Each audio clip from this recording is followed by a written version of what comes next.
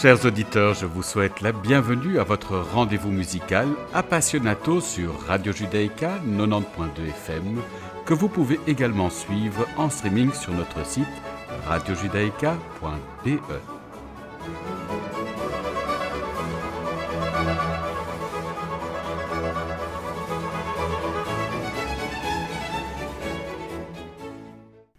Cette semaine, je vous propose un petit tour d'horizon des parutions discographiques qui nous ont surprises, émues ou enthousiasmées. Compositeur italien de la fin de la Renaissance et du début de la période baroque, Sigismondo d'India naît en 1582 à Palerme et décède en 1629. Sa production est donc contemporaine de celle de Claudio Monteverdi. Pour le chef Leonardo Garcia Alarcón, que je cite, Sigismondo d'India est un jumeau, un miroir en musique de Claudio Monteverdi. Les deux hommes ont développé en parallèle un style qui a radicalement changé l'histoire de la musique. Un style hérité de compositeurs comme Luca Marenzio et Carlo Gesualdo, mais que d'India et Monteverdi vont transformer par la création de nouvelles techniques qui consistent à briser les règles du contrepoint pour exprimer une émotion accrue. C'est pourquoi j'aime qualifier le style de Sigismondo d'India de maniériste, à l'instar des artistes disegno de cette période qui exagèrent les gestes des figures de la Renaissance. Pour vous rendre compte de l'art de Sigismondo d'India, je vous propose d'écouter un extrait du nouvel album que le chef espagnol lui consacre. Voici Ardo, Lassa o non Ardo. Julie Roset, Mariana Flores sont entourées de la Capella Mediterranea dirigée par Leonardo Garcia Alarcón.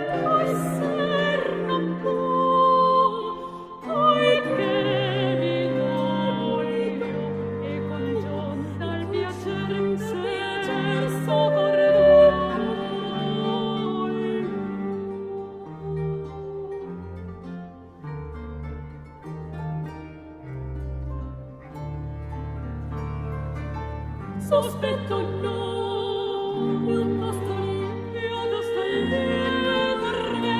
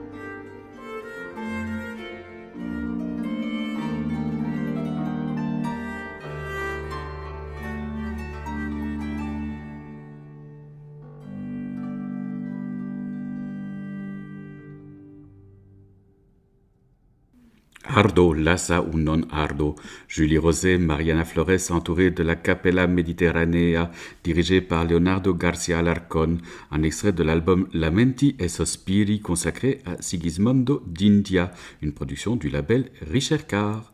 Place à Mozart. Le quintet avec clarinette Köchel 581 est écrit en 1789 pour le clarinettiste Anton Stadler.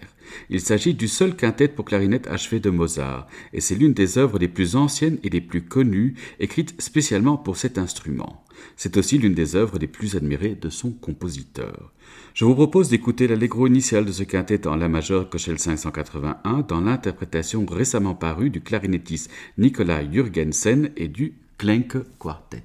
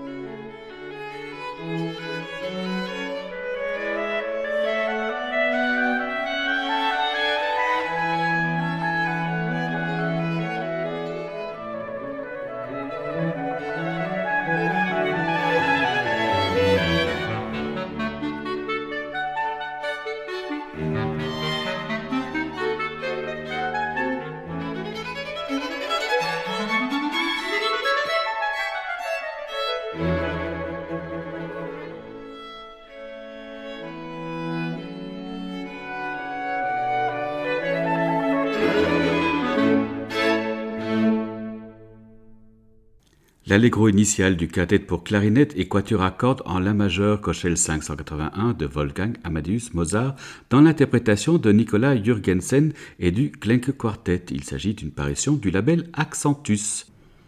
En juin 1821, un événement anime la capitale allemande, la première du Freischütz de Karl Maria von Weber, son opéra le plus populaire mais aussi l'un des plus importants du XIXe siècle. Afin de célébrer les 200 ans de cette œuvre, je vous propose d'en écouter l'ouverture dans l'interprétation de l'orchestre du Konzerthaus de Berlin sous la direction de Christoph Eschenbach.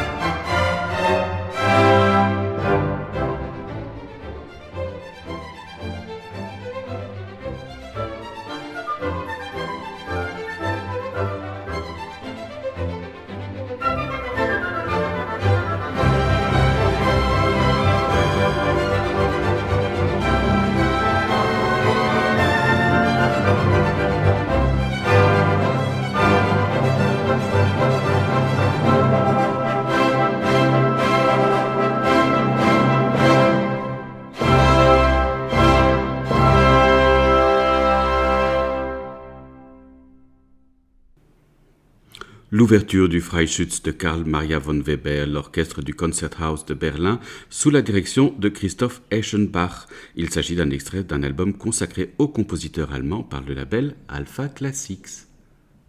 Cette semaine, je vous propose de rendre hommage à deux personnalités hors du commun, deux femmes compositrices. La première est Louise Farinck. Jeanne-Louise Dumont est la fille du sculpteur Jacques-Edmé Dumont. Elle entreprend des études de piano avec sa marraine et devient l'élève de Moscheles et Dummel. À l'âge de 15 ans, elle prend des leçons d'harmonie avec Antoine Reicha, célèbre professeur de composition au Conservatoire de Paris, mais aussi ami de Beethoven. Les leçons privées avec Antoine Reicha s'interrompent en 1821 lorsqu'elle se marie, mais reprennent ensuite plus assidûment avec l'apprentissage du contrepoint, de la fugue et de l'instrumentation. Le 28 septembre 1821, elle épouse le flûtiste, compositeur et éditeur de musique Aristide Farinck. Conscient des dons exceptionnels de son épouse, Aristide Farinck lui consacre ses activités musicales en créant notamment les éditions Farinck et devient rapidement son impresario. Entre 1842 et 1872, Louise Farinck enseigne le piano au Conservatoire de Paris en qualité de professeur et non de professeur adjointe ou répétitrice comme c'était l'habitude pour les femmes à l'époque. Bien sûr, Louise Farinck n'est pas la première femme à professer le piano au sein de l'école. Avant elle, Hélène de Montgeroux y avait enseigné de 1795 à 1798. Louise Farinck se voit donc attribuer une classe de piano pour femmes. Les classes, celles de piano entre autres, étaient séparées selon le sexe des élèves et ne devinrent mixtes qu'en 1915 sous le directorat de Gabriel Fauré. En 1845, les 30 études qu'elle compose dans le ton majeur et mineur sont adoptées par le Conservatoire de Paris comme méthode officielle pour les classes de piano. Ces études deviennent aussi un ouvrage pédagogique de référence. Les plus grands musiciens de son temps ont soutenu Louise Farinck, notamment le violoncelliste Joseph Joachim, qui a participé à la création en 1850 de son honnête pour cordes et vent en mi bémol majeur. Sa troisième symphonie, opus 36, est même exécutée par l'orchestre de la Société des concerts du Conservatoire en 1849. Pour lui rendre hommage, je vous propose d'écouter le final allegro de sa troisième symphonie en sol majeur opus 36, où vous noterez des influences de Mendelssohn, Schubert et Beethoven dans l'art de la compositrice. L'Insula Orchestra est dirigé par Laurence Equilbet.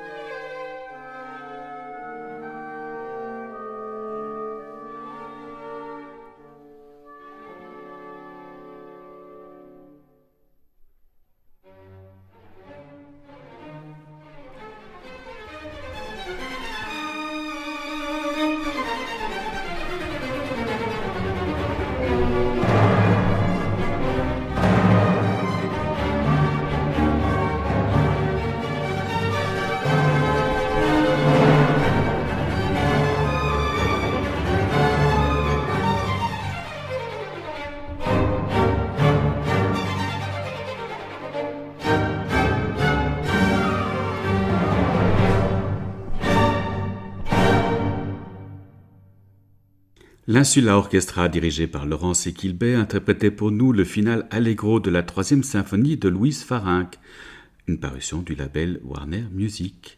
La seconde compositrice à qui nous rendons hommage est Cécile Chaminade.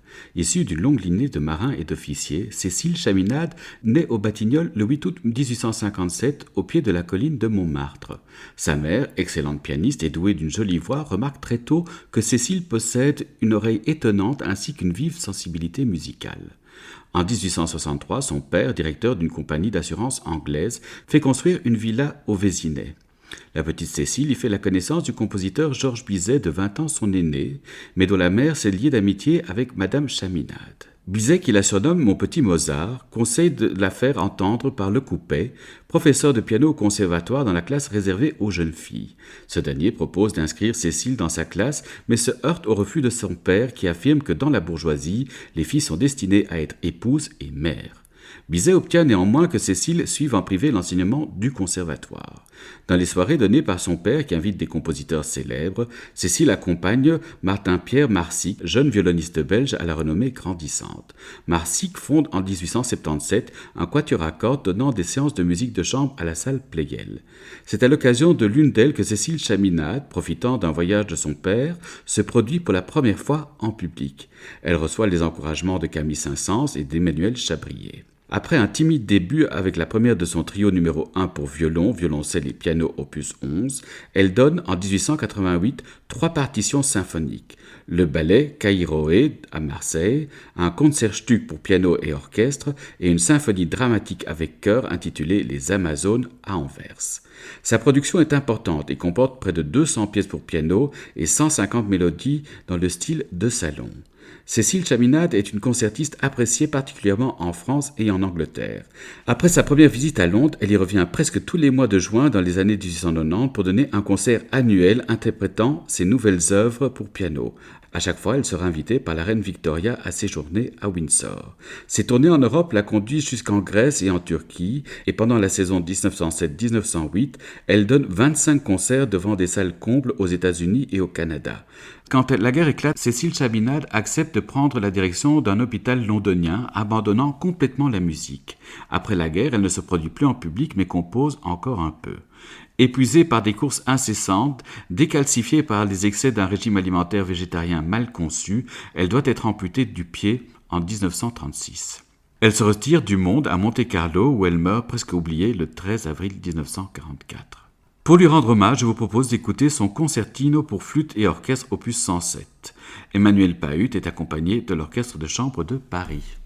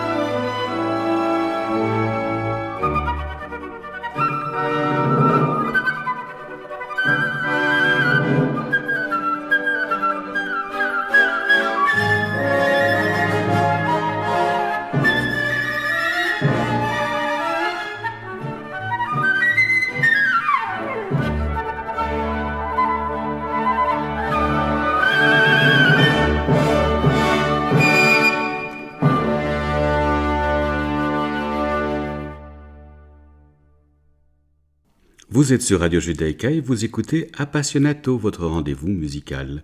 Le concertino pour flûte et orchestre opus 107 de Cécile Chaminade, Emmanuel Pahud était accompagné de l'Orchestre de chambre de Paris. Il s'agit d'une parution Warner Classics.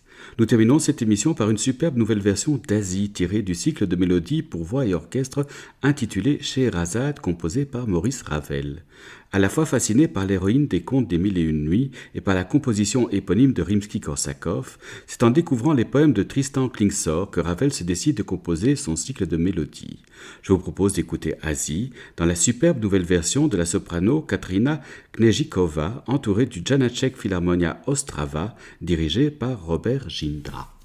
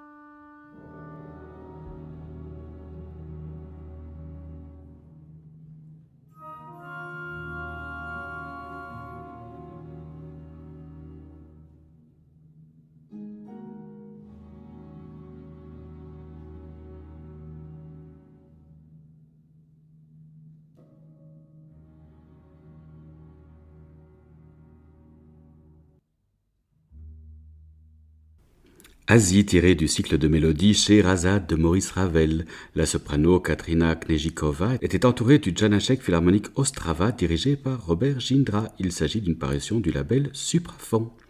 Ainsi s'achève votre rendez-vous musical Appassionato. Merci à Carlos Amajoa d'avoir assuré la technique de cette émission.